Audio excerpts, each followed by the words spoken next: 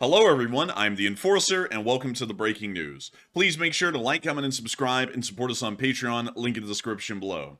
Today's breaking news comes out of the southern Russian region, near to the Don, where we were able to hear that at the town of Tikhoretsk, a major Russian ammunition depot and a major Russian airfield have both been destroyed in a very significant drone attack that was conducted by Ukraine only mere hours ago. We were able to get footage from the ground showing the severity of the explosions and the damage that has been caused that resulted from the drone attacks, and it appears to have been a very significant blow to the Russian Air Force and also the Russian ground logistics forces, as they both lost a significant number of manpower, forces, and supplies in this attack.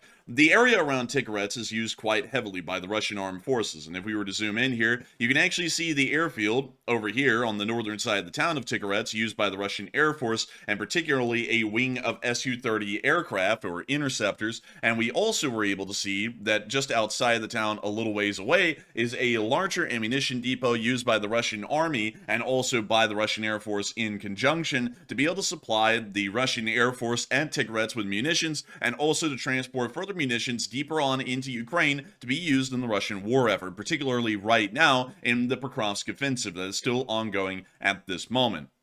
Just hours ago, Ukrainian drones flew into the area and began to hit these targets quite significantly, knocking out the ammunition depot and the airfield all in one fell swoop. We were able to get picture and video evidence of this by a wonderful satellite footage from the Sentinel-2 that took an infrared picture of the area and is showing us that a large majority of the Tikhoretsk airbase is on fire. A large amount of Kameni, a village right outside of Tikhoretsk, is also burning. A decent amount of the area of northwestern Tikhoretsk is also on fire as well, and then the entire ammunition depot that is just outside of Tikhoretsk appears to be in a roaring inferno and has been completely destroyed in the attack. This is an absolutely significant attack, much like the one that we saw up in the area of the Tver Oblast, which led to a major explosion just 48 hours ago. We were able to see footage from the ground showing us the size and scale of this explosion right here. Now, you kind of saw it right there, but I'll replay this again so that way y'all can see it in full form. Here's the explosion. Даша, смотри. На дорогу, Даша. Смотри на Да дорогу. я вижу дорогу. Даша, смотри на дорогу. Нормально все у нас? Да, здорово, все. Газуй. Ебать! Них ебануться! Ебануться! Дядя Виталий! As one can tell, the explosions were incredibly significant, and we also have a backup clip right here showing us the explosion from that angle that we saw in the second part of the video, but this is a little bit more of a longer form of that video, so we're going to show that one here as well. Ебать! Них ебануться! Ебать! The explosive force produced by the explosion at Tikhoretsk was extreme, and we have seen and noted that the entire area appears to have been evacuated. It also seems as though a large amount of Russian casualties at the ammunition depot may have ensued in the explosion, considering that it literally turned into a fireball, a lot like a small nuclear explosion, and probably ended up vaporizing almost everything within the actual ammunition depot due to the raw size and scale of the explosion. We were also able to see the major ammunition depot explosion from space. This is not from the Sentinel-2 satellite, which we saw earlier, which was showing a thermal image. This is actually just a normal satellite image of the area, and one can clearly tell the entire ammunition depot has been destroyed, and some parts of it appear to be burning about as bright as the sun at the point that this picture was made. We can see that a little bit later on, the fire started to subside when the satellite orbited over the area again just a few hours later, and it seems as though the damage has completely wiped out the Tikhoretsk airfield and also the ammunition depot and also a lot of the surrounding countryside as well. This explosion is probably going to have a very significant impact on Russian logistical abilities heading into Crimea, and also Russian logistical abilities heading from the southern Russian Don area and up to Rostov-on-Don. Not only that, it is also posing a significant problem and a danger to the Russian Air Force that is currently based at Tikhoretsk, as they most likely lost a decent amount of aircraft and probably all usable munitions that were being loaded onto those aircraft from that ammunition depot. This is an absolutely incredible strike, and a second one in just a few days, showing that the Ukrainians are really starting to go for major military strategic targets like ammunition dumps as a top priority, beyond the oil refineries, interestingly enough, which usually, historically through the war, have been Ukraine's primary target. And these were not the only explosions that we saw the Ukrainians conducting overnight. We also got to hear that explosions were happening within the port of Sevastopol. We have not been able to hear much about the damage. We were able to see that air defense was active here in this clip.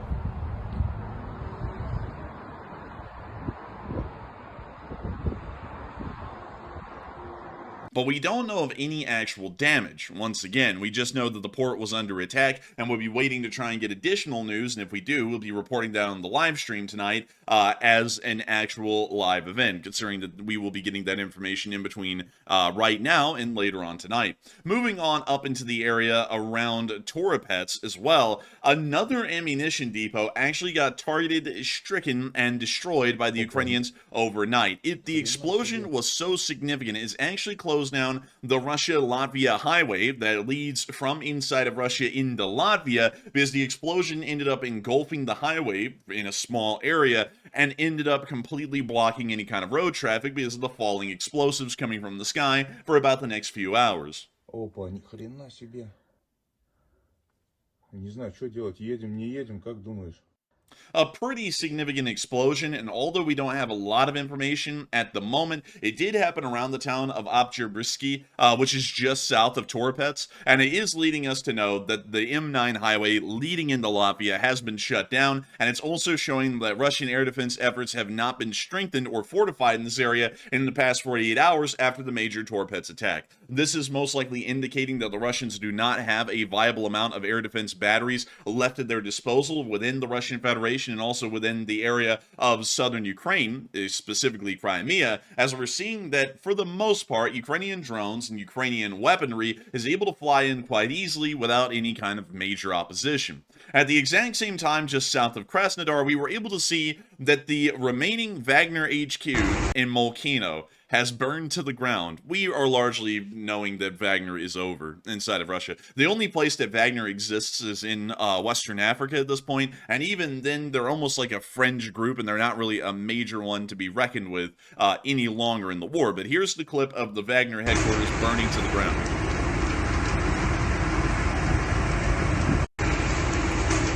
Sad day for Vagner, not a great year to be Vagner, and a pretty great year for everyone else, all things considered. But moving on out of Russia, we have also been able to hear some major news going on inside the Middle East, especially in between Israel and the Hezbollah forces within southern Lebanon. We have been getting news and reports that according to Israeli intelligence, Israel heard that a very large attack was going to be conducted by Hezbollah overnight in the form of unguided rockets that were going to be fired into the area of northern Israel, possibly in numbers high enough that they would overwhelm Israeli interceptors such as the Iron Dome and David Sling, and a decent amount of these missiles may have potentially ended up hitting their targets, either killing civilians within the northern Israel area or causing significant damage to military assets within the region as well. The Israelis decided to act preemptively and start to strike Hezbollah depots and Hezbollah operating positions in the southern area of the Litani overnight, and we were able to see a large amount of video and picture evidence proving that these airstrikes are causing significant damage to Hezbollah forces. الطيران الحربي الإسرائيلي الآن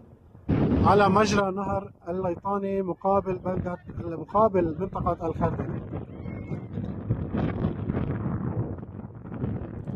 Moving on from that clip and into another clip within the southern Lebanon area, we've also been able to see other major airstrikes being filmed a little bit earlier on in the morning hours that appear to have been also striking and destroying major ammunition depots of Hezbollah forces within the southern area.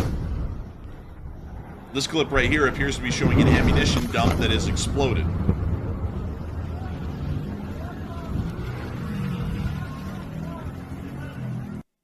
The presence of proxy forces from Iran inside of southern Hezbollah and, well, really inside of southern Lebanon and throughout the entirety of the nation of Lebanon cannot be understated. Islamic Revolutionary Guard Corps strongholds within Zahle and Baalbek continue to provide a large amount of arms and provisions to the Hezbollah forces, which are operating all the way from Beirut and all the way down to the southern border of Israel. Most Hezbollah forces, and at least their combat power, is projected on the southern side of the Litani River, where most of our markers that were geolocated were at the moment. We are understanding that the Israeli forces are most likely going to expand their offensive actions to include the majority of the area, and will most likely begin to strike directly Islamic Revolutionary Guard Corps strongholds around the areas of Zahle and Baalbek, most likely destroying them in the process and causing most likely a significant amount of damage to the surrounding area. We were also able to see from another video angle that another major ammunition depot was hit overnight by Israeli forces. It seems as though Israeli intelligence has really started to crack the code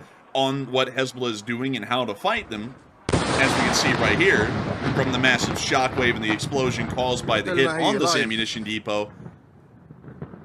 It appears to have been largely or completely destroyed in the blast.